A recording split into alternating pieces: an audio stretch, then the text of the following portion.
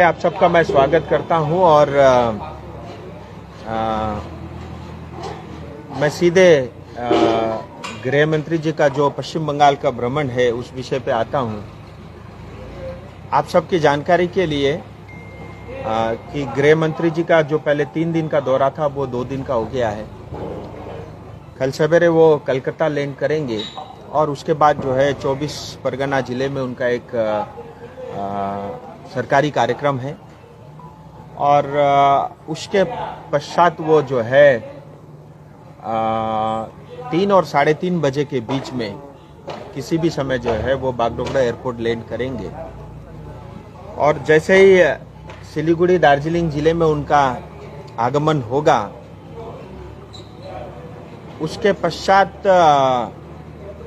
सिलीगुड़ी के सभी कार्यकर्ता और सभी नेतृत्वों का ये इच्छा है कि उनका जो है बागडोगरा एयरपोर्ट में एक भव्य स्वागत का कार्यक्रम होगा और उस बीच में राजवंशी, आदिवासी, गोरखा, बंगाली समाज के लोग और अपने वेशभूषा ट्रेडिशनल ड्रेस के अंदर में हम कोशिश करेंगे कि एक जो है सांस्कृतिक कार्यक्रम के साथ साथ उनका स्वागत बंधन हो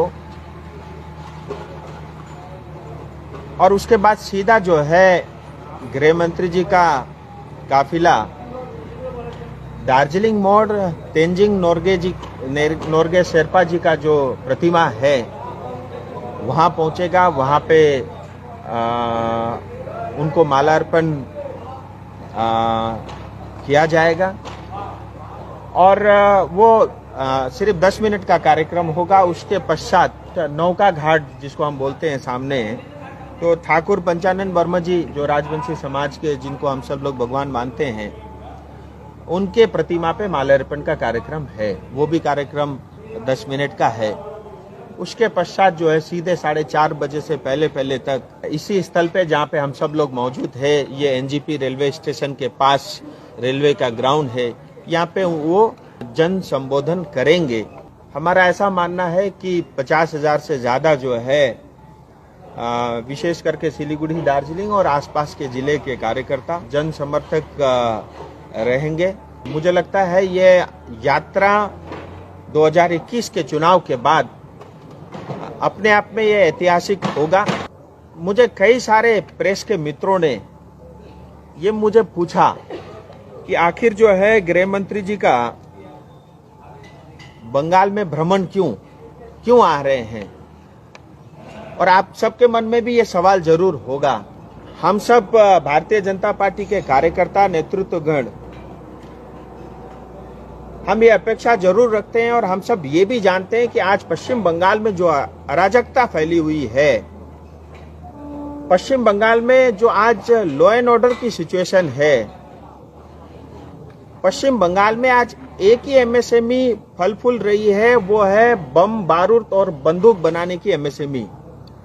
आज आप देखेंगे आए दिन जो है लोगों की हत्याएं हो रही है और ये जो मर्डर टेरर का जो एक वातावरण बना हुआ है और हमारी बहन बेटियों के साथ बलात्कार और रेप हो रहा है, ये जो पुण्य भूमि सुभाष चंद्र बोस की भूमि, स्वामी विवेकानंद जी की भूमि, चैतन्य महाप्रभु जी की भूमि, इस पवित्र भूमि को कलंकित करने का काम टीएमसी और ममता दीदी की सरकार ने किया है।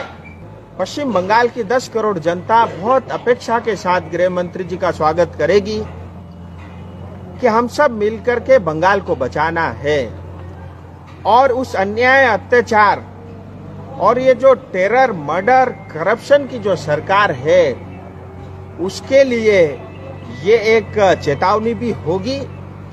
और विशेष करके इस दार्जिलिंग और सिलीगुड़ी चिकन नेक रीजन में हम सब जानते हैं किस तरह से यहाँ का भूगोल और इतिहास बदल के रखा हुआ है और हमें बड़े कष्ट के साथ यह कहना पड़ता है कि पता नहीं आने वाले समय में हम दिवाली या जो है दुर्गा पूजा मना भी पाएंगे या नहीं पाएंगे। इस तरह का भूगोल जो है अपीसमेंट की पॉलिटिक्स टीएमसी के कारण हो रही है। हम सब आशावादी हैं, हम ये अपेक्षा रखते हैं कि गृह मंत्री जी ही वो व्यक्ति है मैं इतना दावे के साथ कह सकता हूं, पूरे पश्चिम बंगाल की जो समस्याएं हैं, जो टीएमसी के कारण उत्पन्न हुई है, अगर उसका कोई समाधान है वो भारत के गृह मंत्री अमित शाह जी हैं। मुझे इतना ही कहना था। अगर आपके मन में कोई प्रश्न हो तो आप पूछ सकते हैं कि हमारे सिलीगुड़ी की जो भी यहाँ के कार्यकर्ता और यहाँ की जनता उनको रिसीव करने जाएंगे, उन सब से जो है मतलब गृह मंत्री जी के साथ मिलने का उन सबको सौभाग्य मिलेगा।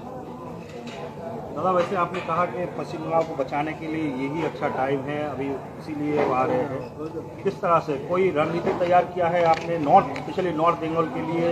उनको कोई कुछ सौंपा जाएगा, कोई रिपोर्ट या कुछ, जिससे उनको नॉर्थ बंगाल के बारे में और भी कुछ पता चले? देखिए, भारत देश के गृह मंत्री हैं और मुझे जितनी जानकारी है उससे कई अधिक और पूरे देश की जानकारी उनके पास है।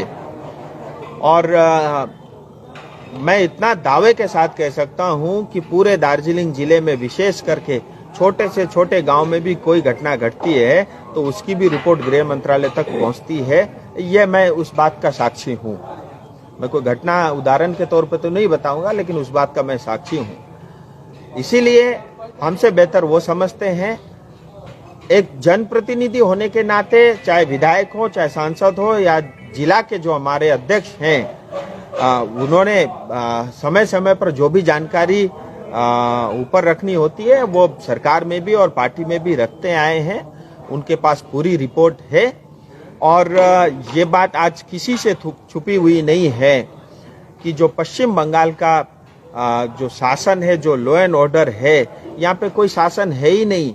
जो शासक है उसी का शासन चलता है। ये तथ्य प्रमाणित है और जग जाहिर है। हम ये मान के चलते हैं ये शंखनाद होगा, ये बिगुल होगा और टीएमसी को अपने तौर तरीके बदलने होंगे। आए दिन जिस तरह से लोगों की हत्याएं, पेड़ों में लटका देना, माँ बहन के साथ जो है रेप करना और विशेष करके नॉर्थ बंगाल के युवाओं के साथ अन्याय अत्याचार करना, कोई विकास के काम मत करना, 15% जमीन नॉर्थ बंगाल के चाय बागान के मालिक को देना, 5% से कम जमीन में जो हमारे लेबर 200 साल से काम कर रहे हैं उनको जमीन नहीं मिलना, मिनिमम वेज एक्ट केंद्र सरकार पारित कर देती है उसको लागू नहीं करना, FRA एक्ट 2006 को लागू नहीं करना, शिक्षा में भ्रष्टाचार करना, जो अनपढ़ गवाह टीएमसी के चमचे हैं उनको अपॉइंटमेंट देना और यहाँ तक कि एम्स बनाने के लिए जो स्वीकृति नॉर्थ बंगाल में मिली थी उसको भी उठा के कल्याणी साउथ बंगाल ले गए। ये इतना अन्याय अत्याचार लगातार। और मैं आपको एक बात और कहूँ, नॉर्थ बंगाल अपने आप में सक्षम है, अपने आप में पैर में खड़ा हो सकता है। हम इतना रेवेन्यू टैक्स इतना कलेक्ट करते हैं, लेकिन उसके बावजूद भी नॉर्थ बंगाल को एक गरीब क्षेत्र बना के रखा है और जानबूझ के, जिसके कारण जो है, क्योंकि एक बात प्रमाणित है कि चाहे वो राजवंशी हो, चाहे आदिवासी हो, चाहे गोरखा हो, चाहे हिंदी भाषी हो, उसको न तो टीएमसी न ममता दीदी ये कतई पसंद नहीं करते। इस वजह से जो है इस नॉर्थ बंगाल क्षेत्र में ज्यादा अन्याय अत्याचार आज हो रहा है। राजू जी, लगातार आप और भारतीय जनता पार्टी सवाल उठा रही है, यहाँ हत्याएं हो रही है, रेप हो रहे हैं, यहाँ कानून नहीं है, तो ऐसे में केंद्र सरकार क्या कुछ बनाने जा रही है? देखिए, ये मेरे पे मेरी टिप्पणी छोड़ दीजिए। महिला आयोग ये बात कह रही है, हाईकोर्ट ये बात कह रहा है, यहाँ तक कि सीबीआई इस बात की जांच कर रही है। आज हाईकोर्ट के अंदर में आप देखिए सुनवाई नहीं हो पाती। टीएमसी के गुंडे हाईकोर्ट के अंदर तक भी घुस गए हैं और हाईकोर्ट को हर एक केस को आज सीबीआई को सौंपना पड़ रहा है। ये वास्तविकता है और मैं मीडिया के से भी ये निवेदन करता हूँ, मीडिया बिंग ए मीडिया हमारी भी जवाबदेही है समाज के प्रति, देश के प्रति, पश्चिम बंगाल के प्रति, कि जो सच है उसको दिखाएं और किसी एक पार्टी विशेष की मीडिया बन के हम न रहे।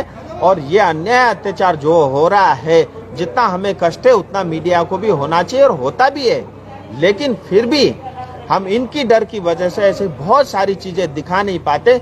मुझे लगता है हम सबको भी आंखें खोलने की आवश्यकता है। और कोई कल गृह मंत्री जी के अलावा जो है हमारे पार्टी के पश्चिम बंगाल के अध्यक्ष और हमारे लीडर ऑफ ओपोजिशन शुभेंदु दा दिलीप दा और हमारे नॉर्थ बंगाल के सारे सांसद, विधायक और सभी जिला के हमारे जिला अध्यक्ष और बाकी जो भी प्रतिनिधि हैं। संजय जी अभी 2 दिन पहले से ही डेरा डाल के बैठे हुए हैं और बाकी सब कार्यकर्ता और वरिष्ठ जितने भी नेतृत्वगण हैं वो सब भी यहाँ उपस्थित रहेंगे।